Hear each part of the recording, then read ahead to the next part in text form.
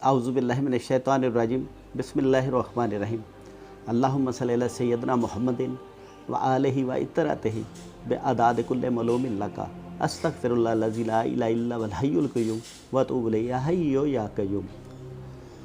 आज का मेरा मौजू है फ़ीवर, शदीद बुखार, हाई फ़ीवर। बुखार एक किस्म का जिस्मानी रद्द-ए-अमल है जो कि जिस्म जरासीमों और इसके ज़हरीले मादों के ख़िलाफ़ ज़ाहिर करता है। दूसरे लफ्ज़ों में जरासीम का मुकाबला करने के लिए बुखार एक ज़रूरी चीज़ है। बुखार जिस्म की क़ुव्वत मुदाफ़ियत को ज़ाहिर करता है। जब जरासीमों का मुकाबला हमारी बॉडी के साथ होता है तो हरारत, हीट पैदा हो जाती है। हीट के पैदा होने से बीमार जरासीम वो खुद हलाक होना शुरू हो जाते हैं। लेकिन इसके लिए बहुत सारी होम्योपैथी में मेडिसिन भी हैं, बड़ी मशहूर दवाइयाँ हैं जो आप इस्तेमाल कर सकते हैं। Doctor J.N. शिंगल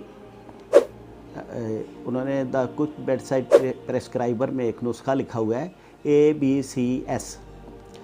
ये मैंने बहुत दफ़ा आज़माया है, ये बहुत आला तरीन नुस्खा है। अभी आपके सामने इसकी तफसील आ जाती है। A से एकोनाइट, B से ब्रायोनिया, C से चाइना और S से आर्सेनिक एल्बम। इन दवाइयों को हर 15-15 मिनट बाद अल्टरनेट करना है और तरतीब यही है। एकोनाइट पहले नंबर पे देनी है, 15 मिनट बाद ब्रायोनिया देनी है, फिर 15 मिनट बाद चाइना देनी है, फिर 15 मिनट बाद आर्सेनिक एल्बम देनी है। तो इसी तरतीब के साथ आपने अद्वियात का इस्तेमाल करना है। पोटेंसी पे भी आपके सामने इसके लिए आ जाती है। एक बहुत प्यारा इस्लामी और रूहानी इलाज इसका है कि जिस मरीज़ को बहुत शिद्दत से बुखार हो उसकी कमर के ऊपर शहादत की उंगली से अज़ान के अल्फाज लिख दें।